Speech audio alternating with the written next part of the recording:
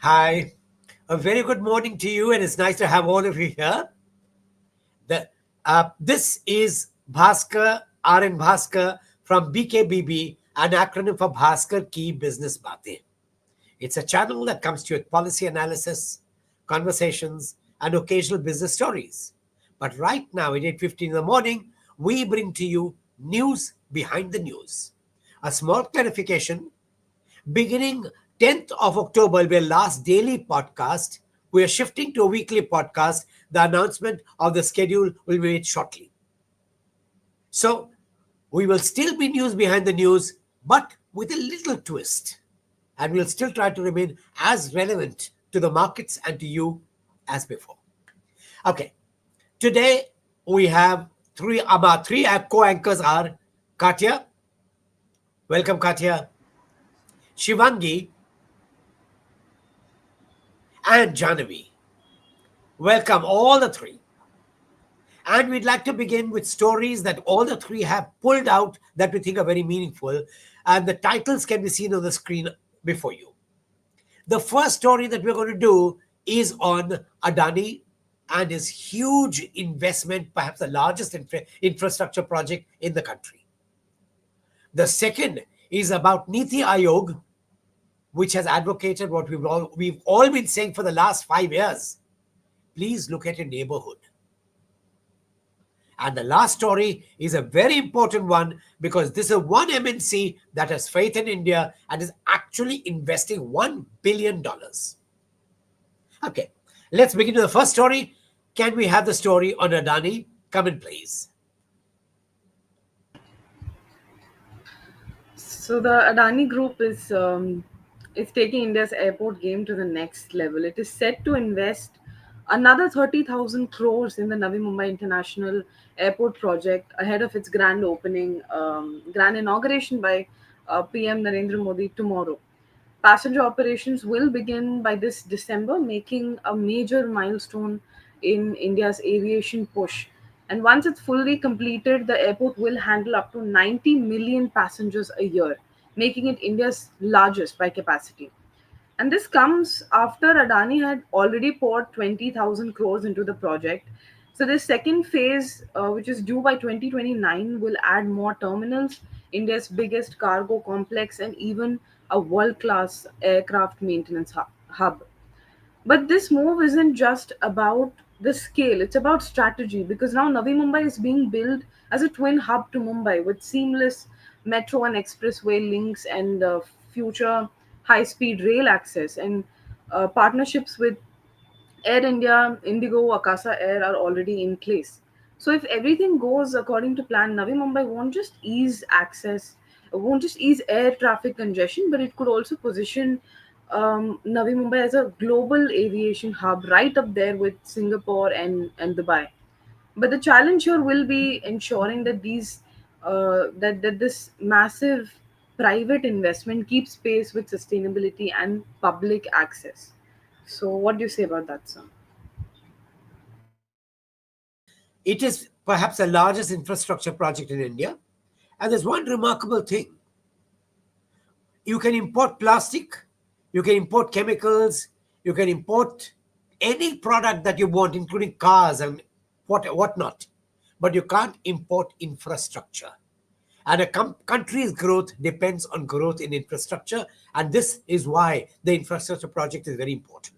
But as you rightly point out, accessibility will remain an issue. Consider two factors. One, the new what you call sea bridge called Atal Setu has been built for access. But look at the starting and the ending points.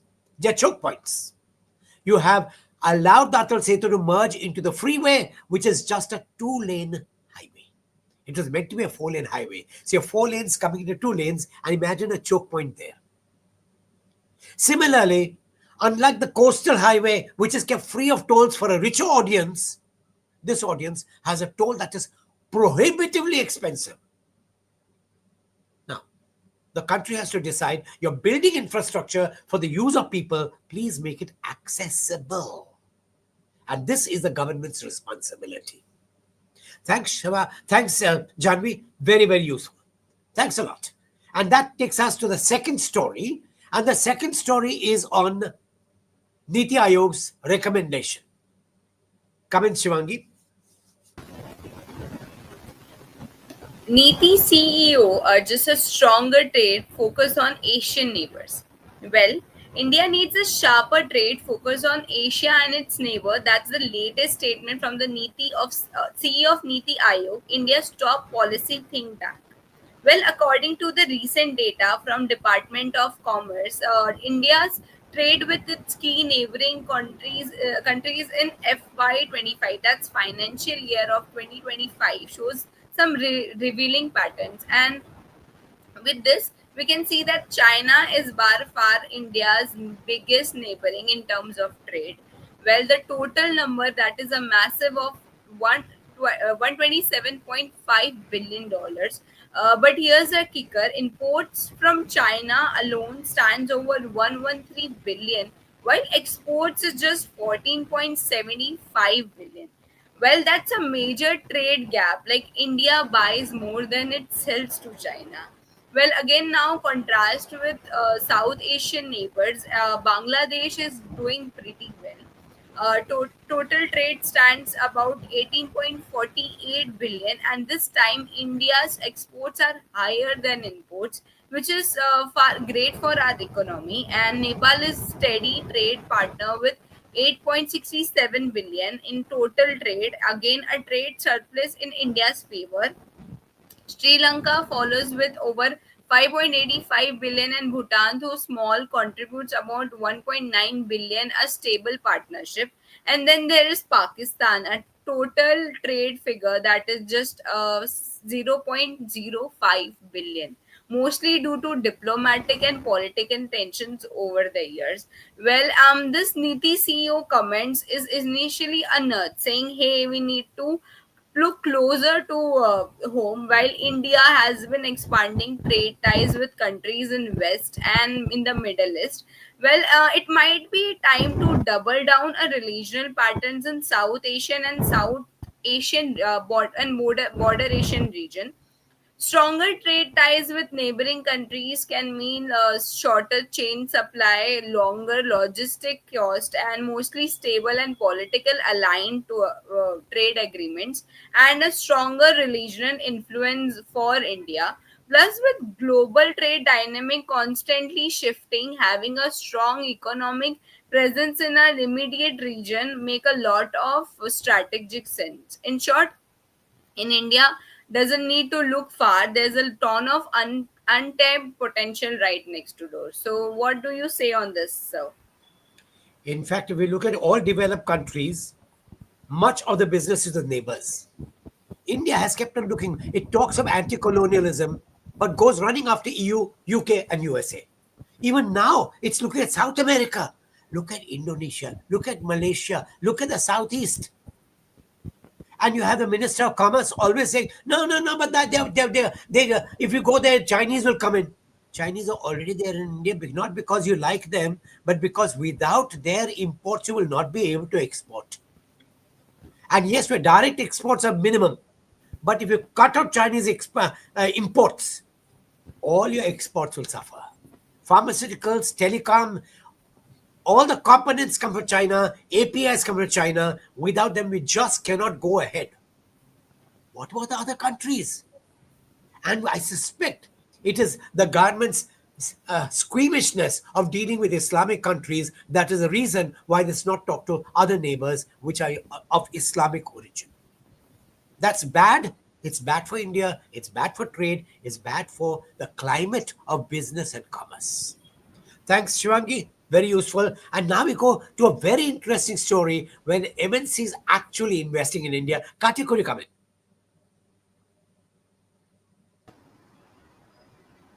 It's no ordinary MNC, sir. A US MNC actually. It's Yes, Eli. yeah, Eli Lilly is a pharma giant. We all know they have, recently made waves. They have $1 billion drug. Blockbuster drug is $1 billion in sales every year. Monjaro, it's a weight loss drug. It's been introduced to India. So now what they're doing is they said they're going to invest over $1 billion in India. This is in addition to the global capability center they have at Hyderabad. So they want to boost manufacturing. So it's the reverse of the whole pharma issue. Now they want them to put in US manufacturing, but they said that they're going to invest in manufacturing capacity in India, to for its global trade. So it wants to divest its manufacturing across the world. So instead of taking it from India, it's going to manufacture in India. It's a very interesting development, especially amidst all these issues, trade issues which are happening. For it's planning to partner with local drug makers to be able to make that drugs, and for India as well as distribution across. So now why it's interesting is Eli Lilly specializes in a certain type of drugs. It's obesity, diabetes, Alzheimer's, a lot of issues that Asian countries are suffering from. So that is something we all have to admit. Asia, in China and India are the diabetes capitals. There is diabetes, there is lifestyle disorders spreading across Asia also. It makes sense to have an Asian facility. And let me tell you, India is also going to be a great consumer of these drugs if things happen this way. So this is a very interesting, cancer and autoimmune disorders are also something they are producing on. And Asia is gonna become a hub for these particular diseases. How do I know this? There is extensive private equity investment in healthcare in the last 4 5 years, which is a very very good indicator of a healthcare time bomb that all of us are sitting in.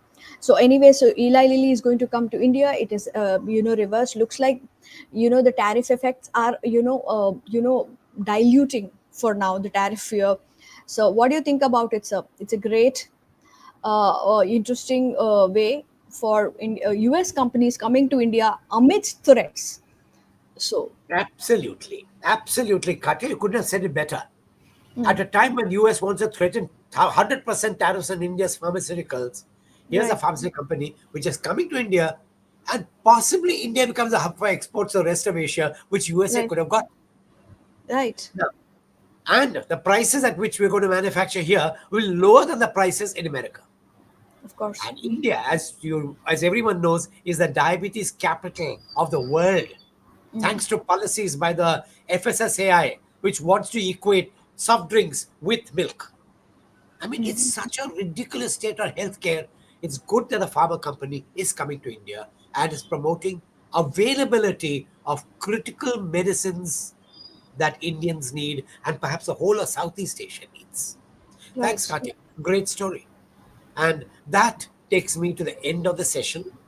But before I go to comments and discussions of question and try to reply to questions that have been raised, just a reminder: please click the subscribe button, click the like button. That helps us immensely in our algorithms with YouTube. And most of all, please tell all your friends about us. That's useful. And now let's take up the questions that are coming.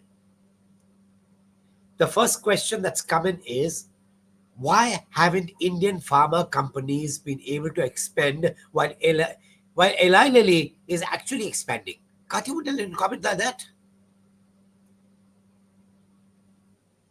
Katya? Eli Lilly and Novo Nordisk, a lot of these top international companies, Danish, German, other companies have very huge research on Yes. lifestyle diseases.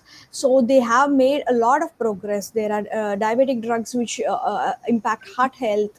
At least that's what they claim. They have weight loss drugs that will improve overall health conditions. So their research is far ahead. So and they have these patents, and these are very very advanced drugs that are need for, because the number of complications are increasing. Now we have a type 3 diabetes also, which is linked to autoimmune disorders. And the weather and climate is changing extensively. A lot of people in the world are having to have pesticide ridden food. So these kind of research is important. So their expansion makes sense. They hold these billion-dollar patents, multi-billion-dollar patents, blockbuster patents, and that is why they want to expand. They have a good business case. And there's Indian. one more point. And there's one more point. Indian pharma companies are looking at exports. With the US tariffs coming in, they don't have the money to expand in India. Of I course. suppose that's one more reason why Indian companies are not expanding furiously. And there's a second reason. Indian business policies are not or are not very friendly. Unless you're a giant, you can't fight them all the time. Of course. True, sir. But good story. And then let's take the second question. And the second question that's coming is about the Adani Group. Uh,